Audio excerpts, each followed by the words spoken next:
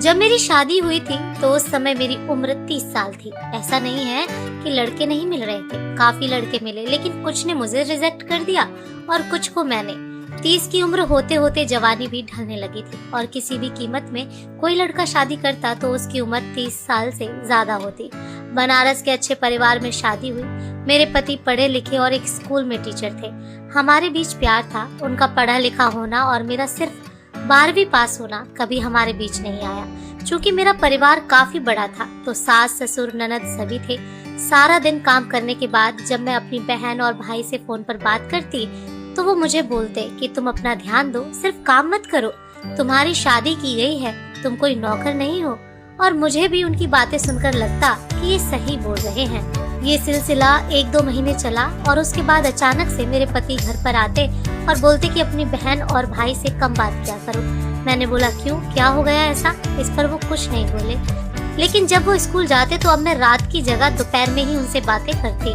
4-5 दिन बाद वो फिर से मुझे मना किए और इस बार कहा कि घर तुम्हारा है, तुम्हें जैसे रहना है रहो, लेकिन किसी बाहरी का इंटरफेयर मुझे बर्दाश्त नहीं रहेगा। जब मैंने अगले दिन ये बात अपने भाई और बहन को बताई तो वो भड़क गए और बोले तुम बोलो तो अभी घर आके उन्हें बताते हैं। काफी भला बुरा बोला, यहाँ तक बोला कि तुम्हें कोई दिक्कत है तो आ जाओ यहाँ वापस। अगली सुबह पति ने मुझसे मेरा फोन ले लिया और बोला आज के बाद तुम अपने मायके वालों से बात नहीं करोगी। मुझे लगा कि मैंने घर पे सब बात बताई है। हो सकता हो मेरे भाई और बहन ने इन्हें उल्टा सीधा बोला हो। इसके अलावा मेरे पति ने और कुछ नहीं बोला। मेरे मायके के लोग कई बार मुझे फोन किया और जब कॉल रिसीव नहीं हुई तो उन्होंने मेरे पति के फोन पर फोन किया। उन्होंने साफ मना कर दिया कि आप लोग थोड़ा कम कनेक्शन रखिए। इतने में अगले दिन मेरे घर के लोग मेरे ससुराल आते हैं और मेरे पति और घर वालों के ऊपर चिल्लाते हैं कि पहले तो किसी ने कुछ नहीं बोला। उसके बाद मेरे पति मेरा फोन लेके आते हैं और सारी बातें जो मेरी बहन से हुई और भाई से हुई सबके सामने रिकॉर्ड किया हुआ सबको सुनाते हैं।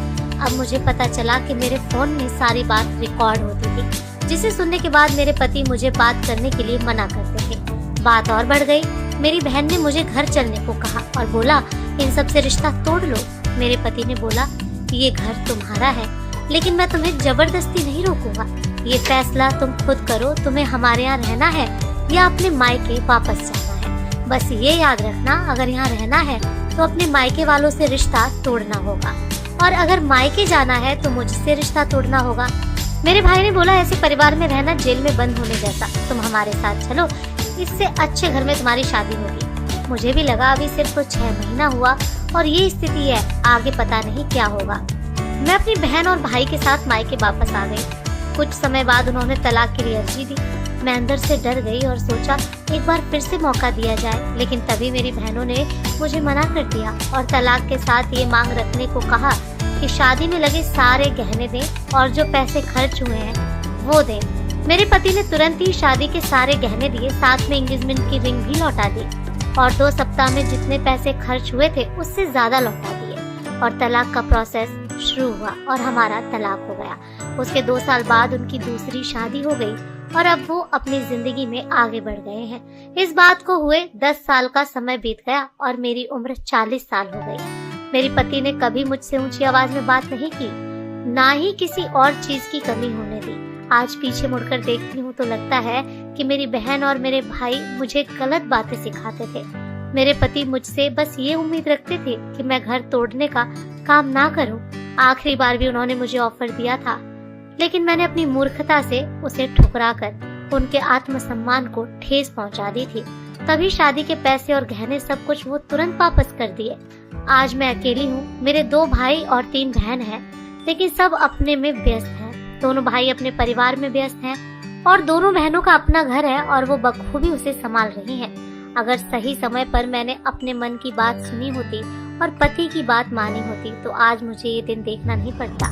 जो लोग भी ये स्टोरी सुन रहे हैं, अगर उनकी शादी नहीं हुई है, खास तौर पर लड़कियां, तो आप एक बात याद रखिए, आपका घर आपका ससुराल है, उसे आप पहली प्राथमिकता दीजिए, क्योंकि मायका सिर्फ माँ बाप से होता है।